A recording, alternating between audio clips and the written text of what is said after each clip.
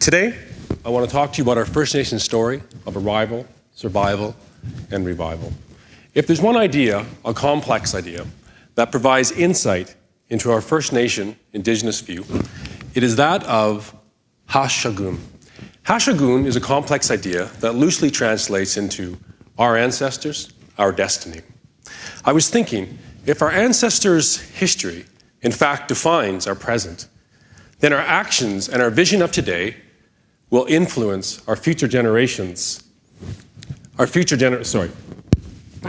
our ancestors' history of today, in fact, defines our present, Hashagun is as much about how our vision of today will influence our next generation's future. Our vision of today is quite simple, to govern for ourselves, but not with a handout or a hand up, but with a handshake among equals. That is our vision, and that is what I'll speak of today. But first, I'd like to talk about how we arrived and our small First Nation participation in the development of the Yukon.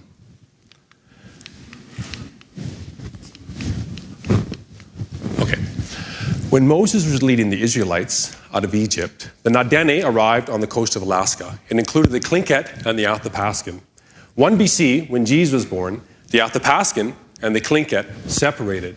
Shortly after, as the glaciers recessed from the Cassiar Mountains, the first of our clans arrived into the Southern Lakes district of the Yukon.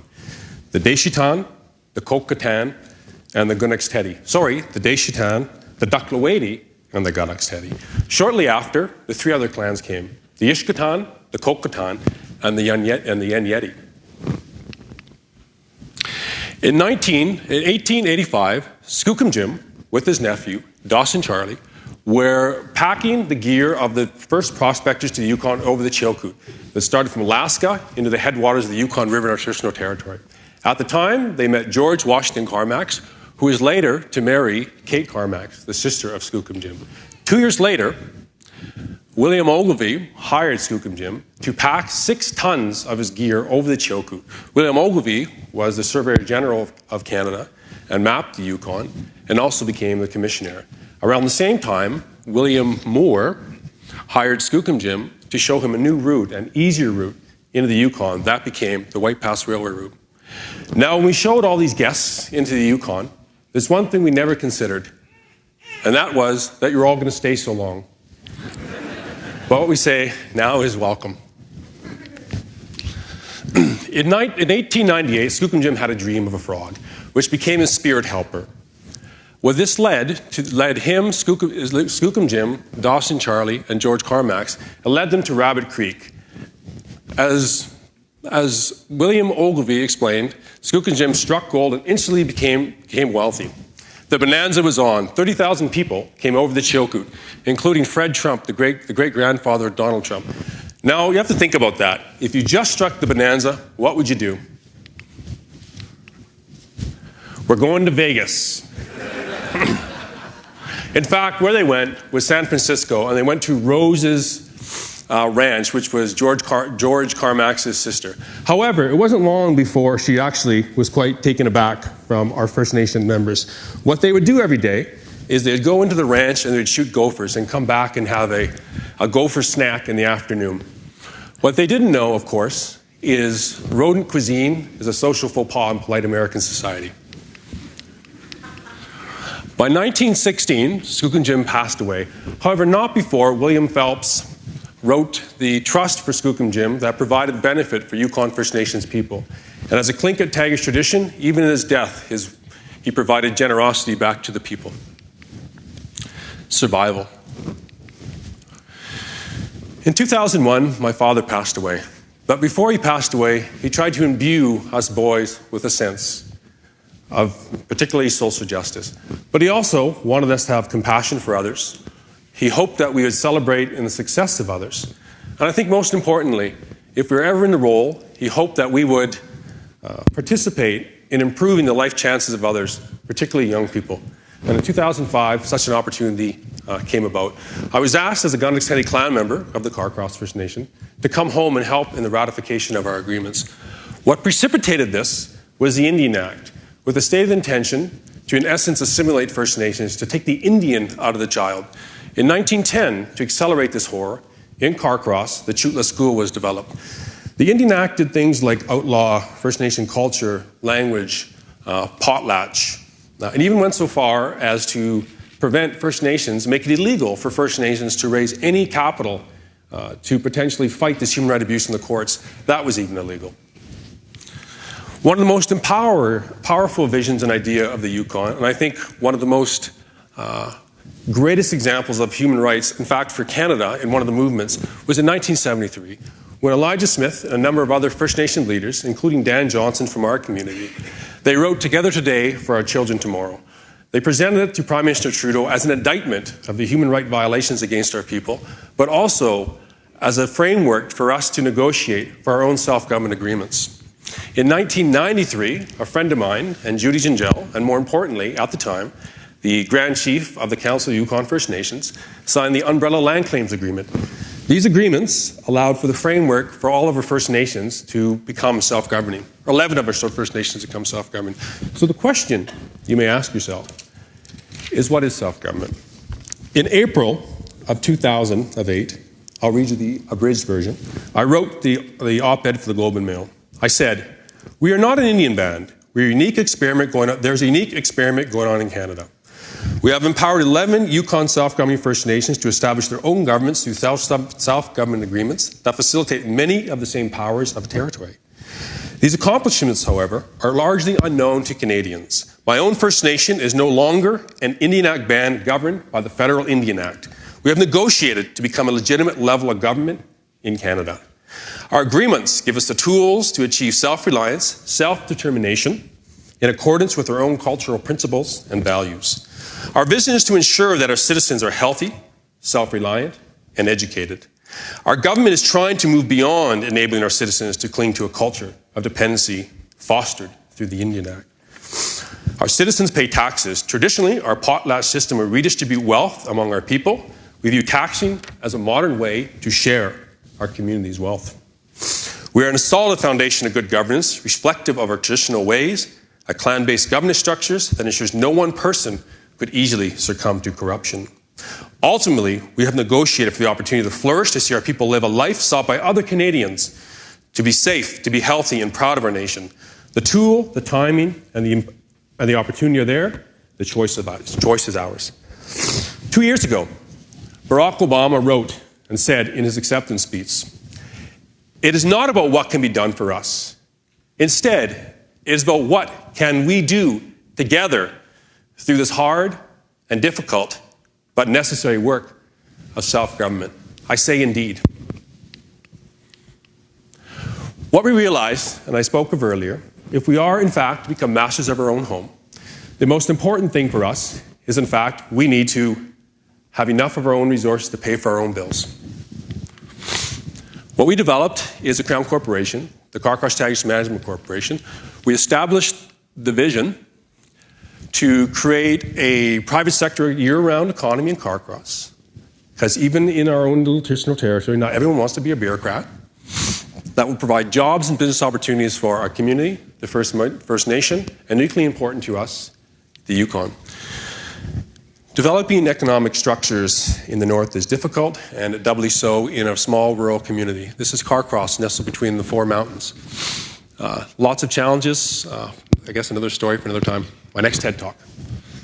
Our opportunities are plenty.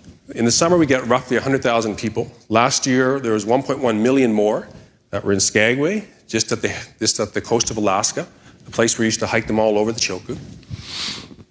But we realized the most important thing if we're going to achieve this dream is that we need a vision. We need a strategy. Four-pronged. Number one, today we get trains, planes, and automobiles. We realize we need to develop a new niche market with new people to come to our territory. We call them bikers, hikers, and boarders. We need to service these people. Many of these, particularly action and venture, want a beer and burger afterwards. We need to develop a commercial center.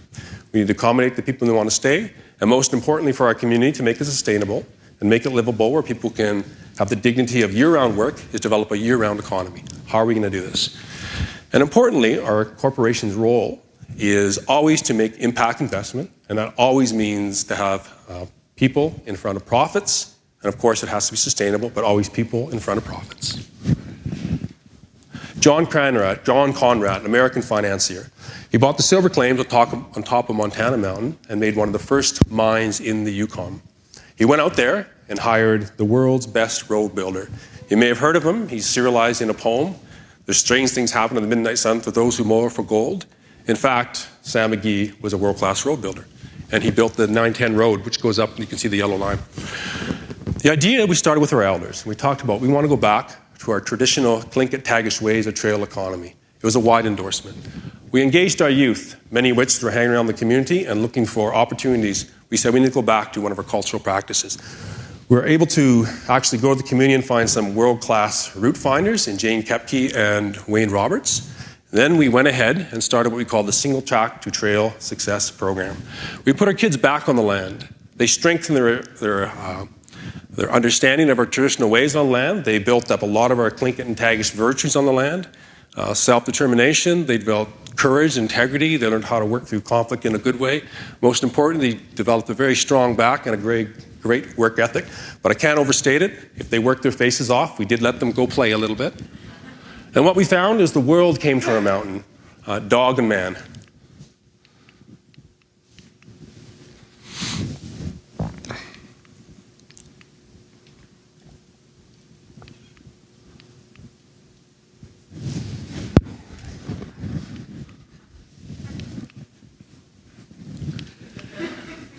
This was not just about trails and biking and hiking and borders. It was something bigger. As Mr. Baba Dinham said, in the end, we'll conserve only what we love only what we understand, and we understand only what we taught. It is Patrick James that told me, when we look at our land base, it is our medicine basket, it is our food basket. I think Patrick also would agree that it is also our school. Now, I would have been taught if I find a big or small stage that sometimes I have to show recognition. And if in fact this trail system has been our school, we've been very fortunate at times to find tutors that went over and above to help us return back to the land. And I say to Jane and Wayne, goodness cheesh. The trails today, the world comes, we're in many different magazines, including the International Mountain Bike Association has named us as one of the most epic trails in the entire world, in fact. The next part of our strategy was servicing the market. We realized we had to start beginning by establishing some entrepreneurship in the community. We went and took Skookum Jim's house, we moved it back to the reserve, from the reserve back to the community. We got Keith Will Smarch, world-class carver, to start a carving program to repatriate our art back into the community.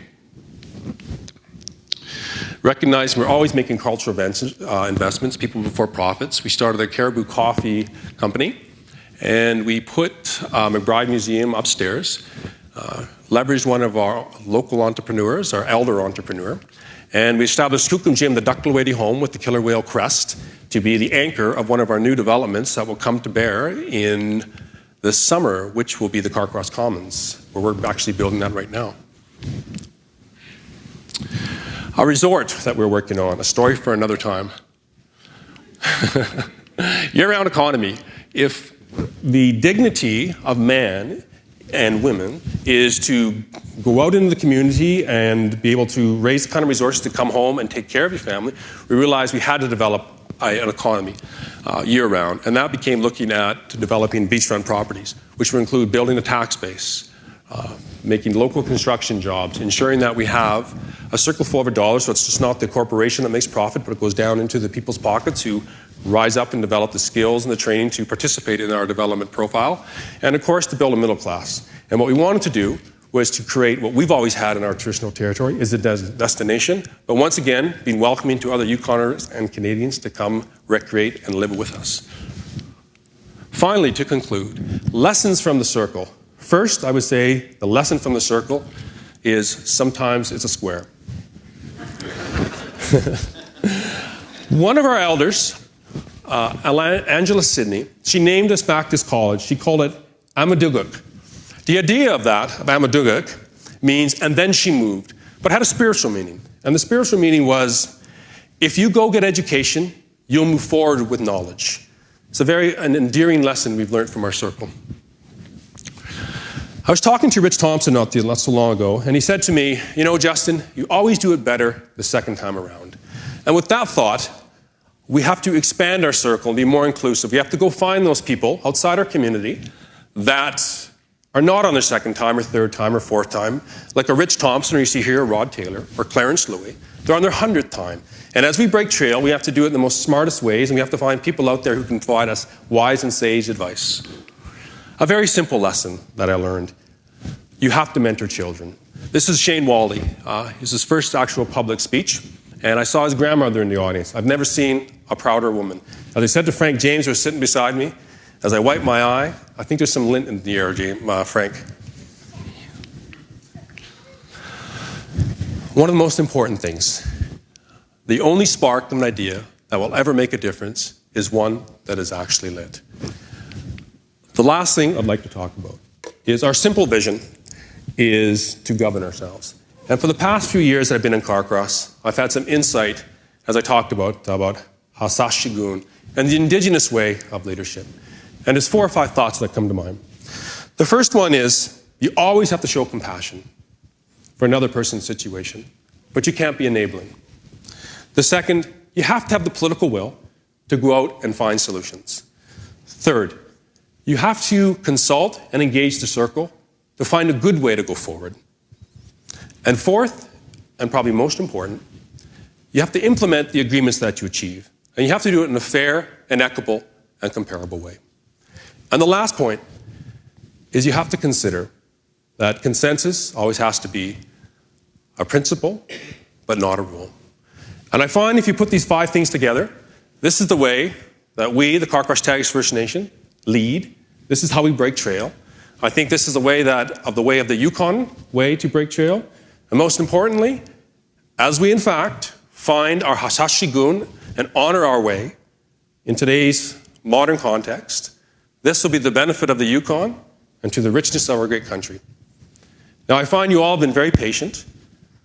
As the organizers of TEDx, with Jeff, Lynn, Nigel, and Mike, and as I would say to all of you, and of course, to all my relations, goodness sheesh, thank you.